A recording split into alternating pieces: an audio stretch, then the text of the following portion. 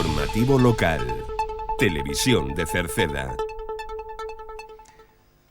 Que tal? Saúdos, moi boas tardes, señoras e señores. Imos ca información nesta xornada de xoves 27 do mes de marzo na radio e na televisión municipal de Cerceda.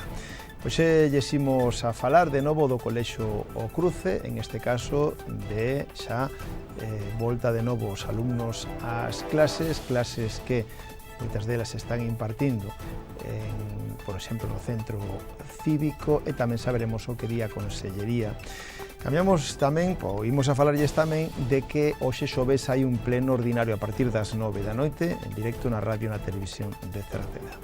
Falaremos da Escola Infantil Os Pillavans, que está en fase de renovación ou de novas plazas para poder solicitalas, e tamén de que aínda hai 3 plazas de última hora para a excursión a Cataluña por mor de varias baixas. Están a tempo de solicitalas.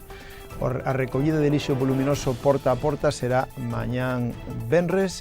Falaremos do envellecemento activo, desa actividade, así como da recollida de plástico agrícola, da carreira solidaria aos 11 das vías, que se celebrará o sábado 3 de maio aquí en Cerceda, e da xornada que tivo lugar onte de planificación do relevo nas empresas do rural, en este caso organizado aquí en Cerceda. Escoitaremos e miraremos unha reportaxe. Tamén lembramos que organízase un curso gratuito de atención sociosanitaria. Falaremos de doazón de sangue, da ITV, de turismos e nos deportes. Repasaremos xa os partidos desta fin de semana dos nosos equipos. En canto tempo, temos xa a partir de próximos días tempo anticiclónico con subida lixeira das temperaturas, e lembren que esta fin de semana que ven hai cambio de hora.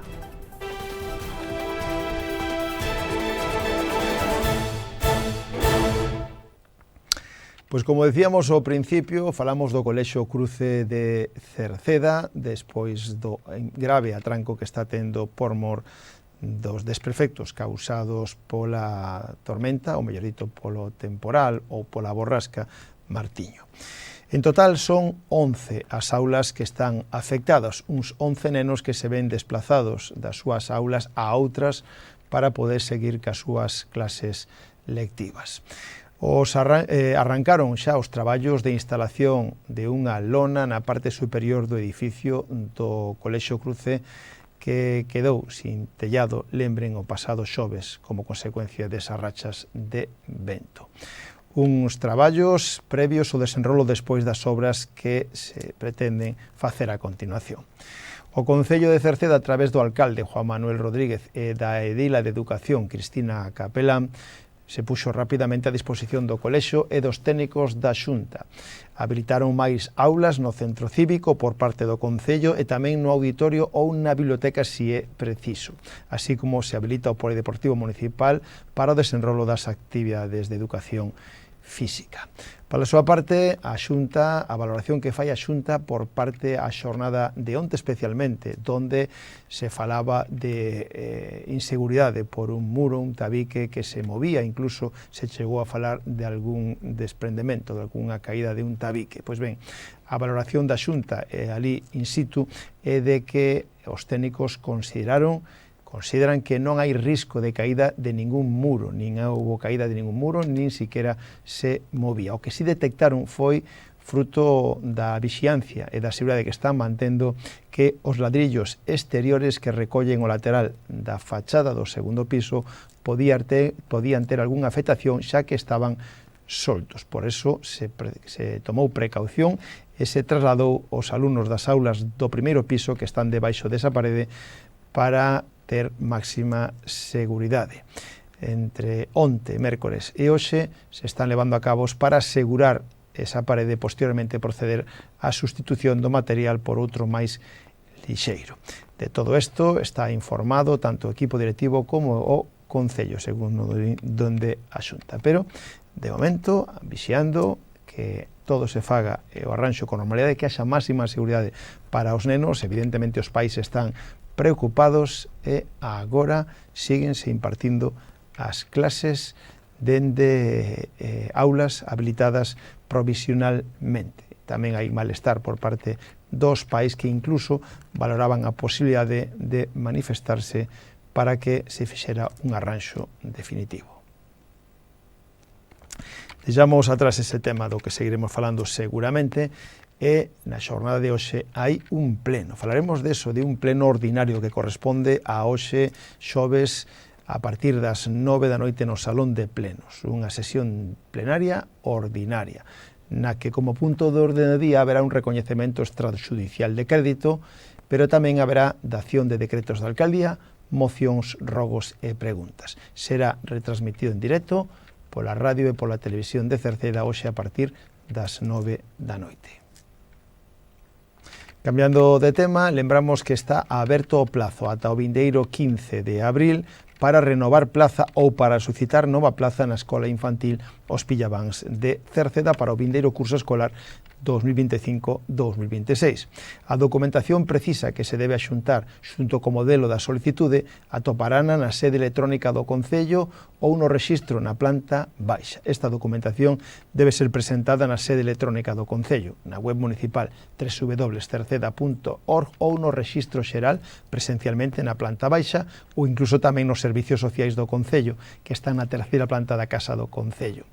Tamén decir que o propio Concello vende sacar a licitación a ampliación da escola infantil, unha actuación que vai a permitir mellorar a capacidade do centro e optimizar as instalacións para ofrecer un servicio de máis calidade. O presuposto é de 151.000 euros e o que se vai a facer é unha nova aula de 70 metros cadrados para o grupo de idade de 1 a 2 anos. Tamén lles recordamos que o Concello organiza unha excursión a Cataluña no mes de maio. Xa estaban as plazas cubertas, pero por mor de 3 baixas de última hora hai 3 prazas vacantes. Así que se alguén está interesado, que sepa que hai actualmente 3 prazas vacantes para a excursión a viaxe a Salou, que organiza do 8 ao 12 de maio o Concello de Cerceda. Unha viaxe que incluye a visita a Barcelona, o Parque Nacional do Delta do Ebro, a Tarragona, Miravet ou Reus. O precio é de 600 euros por persoa, que incluye todo: o autocar ao aeroporto, viaxe en avión, pensión completa, un cruceiro polo Delta do Ebro, guías turísticos, 4 noites de hotel, 4 estrelas e entrada ao Parque Güell. Se alguén quere solicitar estas plazas, ten que achegarse ao Concello, a terceira planta, as oficinas de servicios sociais. Mañán venres toca o turno a recollida de lixo voluminoso porta a porta. É un servicio que presta o Concello de Cerceda para que a empresa concesionaria recolla aqueles residuos voluminosos que non poden ir nos colectores da rúa. En calquera caso, mañán venres día 28 cando fan esa recollida. Previamente hai que comunicalo á empresa concesionaria no teléfono 981 69 30 72 ou no 616 167 131. Esos son os teléfonos que teñen que chamar para indicar o lugar onde van a depositar eses residuos voluminosos e tamén a cantidade. Lembrando que o Concello de Cerceda tamén dispón para eso precisamente un punto limpo, por se alguén quere utilizalo, que é gratuito e que está no Acevedo e que abre martes e xoves pola mañán de 9 a 2 e sábados tamén pola mañán de 9 a 2. O Departamento de Benestar do Concello de Cerceda sigue apostando pola actividade en forma corpo e mente ou envellecemento activo, que actualmente se está levando a cabo nos locais sociais de Rodís, da Silva, de Queixas, de Meirama, na Baixa no Piñeiro ou en Cerceda. É unha actividade gratuita na que se realizan actividades ou exercicios para adestrar, para entrenar a memoria e tamén ximnasia de mantemento básico para manter a mobilidade. Decir que se alguén está interesado pode facelo, máis que recomendable, especialmente para xente maior. Se alguén quere inscribirse pode facelo directamente no local social onde se imparte esa actividade ou poden achegarse ás oficinas xerais da Casa do Concello e inscribirse. Outro servicio que presta o Concello de Cerceda é o de recollida de plástico agrícola. O próximo mércores 9 de abril se fará unha nova recollida de plástico agrícola nas diferentes explotacións agrícolas e gandeiras do Concello de Cerceda. Para poder utilizar este servicio por parte dos interesados hai que chamar por teléfono o teléfono de Medio Ambiente, que é o 881 04 67 76 para solicitar o servizo, indicando a cantidade a recoller e os datos do punto de recollida, insistindo que o plástico debe estar nun lugar que sexa accesible para o camión encargado da carga con grúa, e tamén o plástico debe estar limpo, sin residuos e atado en fardos. A carreira solidaria aos 11 das vías que organiza o Concello de Cerceda se fará o sábado 3 de maio. O Concello de Cerceda presentou xa a terceira edición da carreira solidaria aos 11 das vías, que vai a ser o sábado 3 de maio, insistimos, organizado polo Concello de Cerceda en colaboración coa Atlética Silva e co albergue da estación. Actualmente xa está aberto o plazo para anotarse e a día de hoxe xa son máis de 50 as persoas anotadas para as diferentes edades e categorías e probas, xa que haberá unha proba de 11 kilómetros, que é unha proba que combina zonas de trail e asfalto, pero tamén haberá unha andaina de 4 kilómetros e proba para os máis pequenos. O prezo para participar na carreira é de 6 euros, mentras que para a andaina é 1 euro. Estes cartos son destinados íntegramente para a Asociación Española de Loita contra o Cancro. O ano pasado recadáronse 798 euros que foron doados xa directamente a esa asociación. Na xornada de onte tivo lugar no Viveiro de Empresas de Cerceda unha xornada, unha actividade de como planificar hoxe o relevo de mañá. Así era o nome que levaba, foron unhas 40 persoas as que asistiran onte a estas xornadas que a Asociación de Empresarias Rurais, que preside a cercedense Isolina Raña, organizou no Viveiro de Empresas de Cerceda. Foi onte e nela, nesta xornada de 4 da tarde a 6 aproximadamente, se abordaron temas por profesionais especialistas do Gabinete de Bufet de Abogados Garrigues, que analizaron casos reais e tamén admitiron preguntas para poder aclarar temas relacionados precisamente cas empresas e, en este caso, especialmente adicado ao xeito de como nun futuro se vai abordando o tema do relevo nas mesmas, nas empresas familiares ou empresas con sociedades mixtas. En calquera caso, foi unha interesante xornada, especialmente para os aludidos. Nesta xornada tamén estivo o presidente da Diputación, Valentín González Formoso, que foi ali a despedir este acto xunto co alcalde de Cerceda, Juan Manuel Rodríguez. Imos a escoitar e ver unha reportaxe. Creo que a vivir esta experiencia que realmente non se trata moito, pero é un tema moi interesante e necesario, como é o tema da sucesión. Quero agradecer desde a Asociación de Empresarias Rurais a SER a acollida que tuvo esta convocatoria e, sobre todo, quero agradecer ao alcalde, ao noso alcalde Juan Manuel Rodríguez, que desde un primeiro momento que lle propuxemos trasladar a nosa sede aquí nos brindou estas tan boas instalacións e que sempre está disposto a colaborar con nós, por exemplo, neste acto, como neste acto ca súa presencia. Nesta temática tan importante como é a sucesión, que ás veces non prestamos nada de atención, pero no rural, tamén nas cidades, pero no rural especialmente importante, porque si empresas que cerran, empresas que poida que non volvan a abrir. O emprendemento xa é escaso no rural, por eso debemos de cuidar moito as empresas que hai na actualidade no rural. Ás veces planificando e prevendo esas posibles contingencias, podemos evitar que o relevo xeracional que haxa relevo xeracional e se non hai buscar a mellor forma de solventar ese inconveniente. Eu creo que o nos move é a ilusión e que ademais todas consideramos que o cambio é posible, que podemos, que con ilusión se poden conseguir moitas cousas que poden influir positivamente no entorno en xeral en Galicia.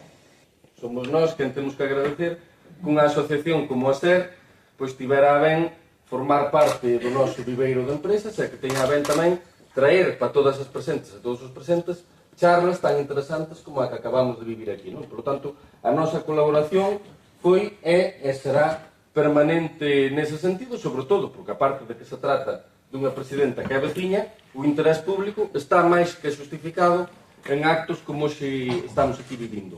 Eu pensaba, ao respecto, nunha charla tan técnica, porque sempre dá tempo tamén a rumiar sobre alguna cuestión, principalmente nos principales retos que hai para a sucesión, máis alá do que é o eido legal. Por exemplo, aquí en Cerceda, e hai que admitilo, e hai que dicilo claramente, hai un efecto que é o que eu lle chamo efecto Sogamo.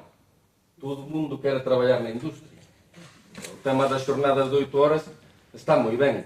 Emprender sempre supón un reto. É unha evidencia, pois que hai xente que ten unha determinada, digamos que finura para atender a un oficio en particular, ou incluso xente que ten estudos universitarios que aparentemente lle vai ben e que está exercendo do seu, que queren trasladar a súa vida laboral hacia o mundo da industria, o cal, sen dúbida, é algo que condiciona, de algún modo, esa posibilidade de que haxa sucesións en moitos casos. Ese é un problema sociolóxico que está aí. Outro é, probablemente, a falta de adaptación, e hai que admitilo tamén a nivel sociolóxico, que moita mocidade ten a determinados oficios. Quero dicir, antigamente todo o mundo sabía cambiar unha bombilla, hoxe posiblemente non sexa así. Hai un dito que di que a xente das xeracións de antes, prácticamente con 3 ou 4 semanas de práctica, adaptaríanse a calquera traballo que implique man de obra. Hoxe posiblemente non sexa así. Cando falamos dunha labor que é tan orientada ao mundo agrario e ao mundo gandeiro como van sendo o rural, sen dúbida, iso tamén supón unha merma. E despois está a parte de que, na medida do posible, as administracións non debemos criminalizar a actividade, sobre todo a actividade gandeira e a actividade agrícola, non? Últimamente aquí tivemos a realidade dos nitratos, desa limitación que ven dunha directiva europea, a partir da cal non se van a poder facer en determinados concellos emisións de nitratos por encima das 175 unidades hectárea, cando para botar millo fan falta 300, ou incluso calquera granxa, podemos corrixir isolina, pero adoita emitir en torno a 500. Sen dúbida, esa é unha limitación importante, pero tamén agardamos que a administración, neste caso, que aplica o criterio polo cal o noso concello, igual que o concello do Tordoio, o concello de Mesía, o concello de Cesuras, o concello de Abegondo, estamos inmersos, pois que ao final que acaba entendendo que o criterio ten que ser por cuncas hidrográficas. Ao igual que se teñen pedidos os puntos de medición para poder facer un contraste por parte do Concello, sería moi importante que sexa por cuncas hidrográficas. Por que? Pois por algo fundamental. Explicando o caso cercedense, sabemos que todo o Concello estaría incluído e hai 3 parroquias, que son as de Rodixas, Ceda e Queixas, que fundamentalmente son as que teñen as explotacións gandeiras convencionais. Despois hai outras 3, que son Meirán, Mancrobas e Cerceda, onde a presencia de explotacións gandeiras convencionais é prácticamente residual, pero, sin embargo, son precisamente as 3 parroquias que están na cunca hidrográfica, a partir da cal se nos incluiu como un concello que ten que facer unha limitación de nitratos. Por lo tanto, estarían pagando quen realmente non ten a culpa, por non decir que ali onde ten a competencia a Confederación Hidrográfica do Miño-Sil fixos un desgrane a partir do cal se determinou que os nitratos e ese exceso non viña sempre por culpa da agricultura, e tamén se fixo un desgrane a partir das cuncas hidrográficas, porque ten que ser a realidade xeográfica, física, a que determine esta realidade, porque é unha cuestión que non entendo de fronteiras entre municipios. Pois probablemente estamos falando da cuarta economía española como Galicia, sería a cuarta economía española, porque podemos ter en conta un dato que é peculiar, O 46% do Produto Interior Bruto de Galicia o produce a provincia de Coruña. Estamos a falar de que a provincia de Coruña está preto dos 40.000 millóns de euros de Produto Interior Bruto, pero Ourense e Lugo están nos 4.000 millóns. Eu creo que é un momento fundamental onde os partidos se van a medir por soltura de miras, hai un partido que ten hegemonía política no Parlamento, pero entendo que un paso complicado políticamente afrontar unha reordenación territorial sin anuencia, colaboración das outras dúas formacións políticas que eu creo que terían que estar tamén a altura das circunstancias para chegar a un pacto de país para resolver eso que convertiría a Galicia sobre todo nunha economía todavía máis forte, donde o rural non só ocupe o 4 ou 5% do valor engadido bruto, sino que poder chegar ao 10% e digamos que equilibrar a economía desas dúas provincias de interior que están tan alonxadas do que o eixo atlántico. Por tanto, é unha asignatura que deberíamos de poner en marcha canto antes. Dende a filosofía de que cada un de nós, ou cada unha de nós, faigamos o que podamos en pro desta idea de potenciar o rural, eu que proveño de un concello pequeno, que ten un problema demográfico como 90% ou 95% dos concellos da provincia da Coruña, onde a tasa vegetativa é negativa en todos, menos en Ames, o resto, todos morren máis dos que nacen, en todos. Estamos a falar de un problema significativo, ¿no? Onde o índice de envellecemento de Galicia está en no 224, canto a media nacional, o sea, 224 personas maiores de 64 anos por 100 menores de 16. O índice en España, a media nacional, son 142. O sea, temos un problema serio, moi serio, de relevo xa non nas granxas, sino no país, nas farmacias, nas industrias e nos despachos de abogados. É dicir, hai un problema xeracional de relevo importante. Cambiamos totalmente de tema para falar agora de un curso, imos a falar en este caso de un curso gratuito de atención sociosanitaria que organiza a Mancomunidade de Ordes. Se trata de un curso gratuito de atención sociosanitaria organizado pola Mancomunidade de Ordes en colaboración ca empresa Idades. Será do 30 de marzo, é dicir, dende o vindeiro luns ata 11 de abril, en horario de tarde, de 5 da tarde a 8, no Museo do Traxe en Ordes. Ten unha duración de 50 horas e incluyen prácticas en empresa. Hai un compromiso de contratación, prazo está limitado, tanto o prazo como as plazas, e a inscripción poden facela enviando a solicitude por correo electrónico a dirección ndina@idades.es ou chamar por teléfono o 986 854 996, vale? Poderán anotarse e tamén obter máis información. A próxima semana, o próximo luns, día 31 de marzo, se pode doar sangue en Cerceda. A unidade de doazón de sangue, ao Autocar Blanco, vai a estar de 6:30 da tarde a 9 no campo da Feira de Cerceda, por se alguén quere doar sangue.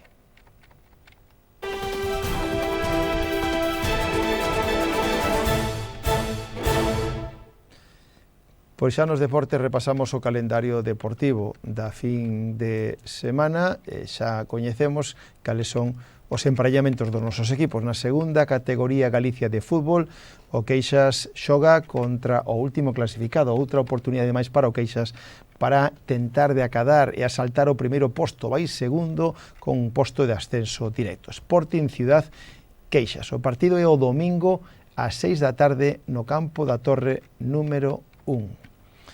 Na terceira categoría Galicia, os tres equipos que nos representan xogan, o Atlético Cercedense xoga fora da casa. Aranga Atlético Cercedense. O partido é o domingo ás 5 da tarde no campo da Aposta en Aranga. O San Martiño xoga na casa contra o Mesía. O partido é o domingo ás 4:30 no Roxo. Mentres que o equipo do Rodís xoga tamén na casa contra o Carral B. O partido tamén é o domingo ás 4:30 no campo das Tinajas en Encrobas. No fútbol de base do Atlético Cercedense, o xuvenil xoga na casa, Atlético Cercedense Xuvenil 11 Caballeros. O partido é o sábado ás 4:15 no campo do Roxo. Os cadetes tamén xogan na casa, pero o domingo. Atlético Cercedense Cadete Betanzos B, o domingo ás 10 da mañán no campo do Roxo. Os infantís xogan fora da casa, tamén o domingo. Curtis Atlético Cercedense, o partido é o domingo ás 12 do mediodía en Curtis. Os alevíns xogan na casa, Atlético Cercedense Alevín Arteixo C, o sábado ás 10 da mañán no Roxo. Os benxamíns, o equipo Benxamín A xoga fora da casa, San Pedro B, Atlético Cercedense Benxamín A, o encontro é o sábado ás 12:15 en Iñás. Os prebenxamíns xogan na casa, Atlético Cercedense Prebenxamín San Tirso, o partido é o sábado ás 12:30 da mañán no Roxo. Pola súa parte, no fútbol femenino, no fútbol 7 femenino, hai un encontro, o retoma a competición, o equipo femenino xoga xa a Copa e o fará na casa. Atlético Cercedense, Escuela de Fútbol Zenit, o partido é o domingo, ás 12 do mediodía no Roxo. Xa no fútbol de veteranos, segunda división de veteranos, Cerceda de Veteranos Santa Margarita, o domingo ás 11 da mañán en Orellán. Na segunda B de veteranos hai un Olímpico B San Martiño, o domingo ás 10 da mañán en Vilaboa, e tamén xoga fora da casa o Rodís de veteranos, Cervera Rodís de veteranos, o sábado ás 6:30 da tarde no campo de Elviña.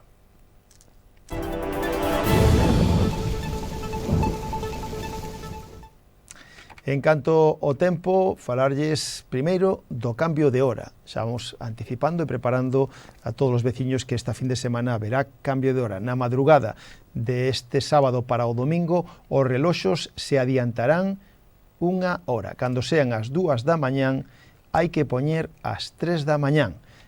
Por lo tanto, nesa madrugada dormiremos unha hora menos e amencerá ou anoitecerá máis tarde, de acordo xa co horario de verán.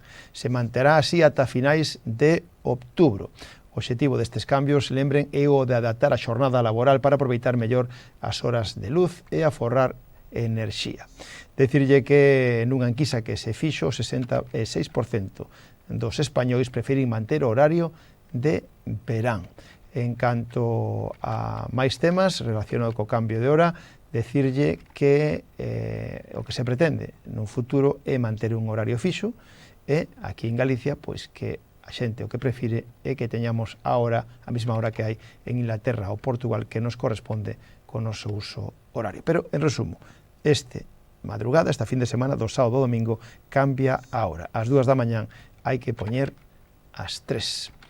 E xa en canto tempo, pois para mañán e para os próximos días seguiremos baixo a influencia das altas presións con circulación de ventos do norte-nordés, dando paso a unha fronte pouco activa a final do día de mañán que tan só rozará o norte de Galicia, donde haberá nese norte de Galicia posibilidade de algún chubasco no litoral norte, insistimos.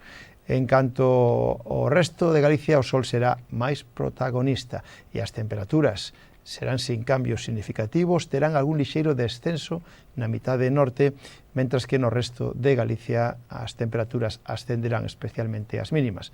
Os ventos seguirán soplando do norte, nordés, moderados en xeral. Pois co tempo rematamos o informativo de hoxe. Nada máis, gracias pola súa compañía. Mañán voltamos, saúdos na radio, onde está Marisol Rodríguez, e Tomás Ramos na televisión, Manuel Iris, e na redacción, quen lles falou, Manuel Ángel Villa. Disfruten da xornada, moi boas tardes. Adeus.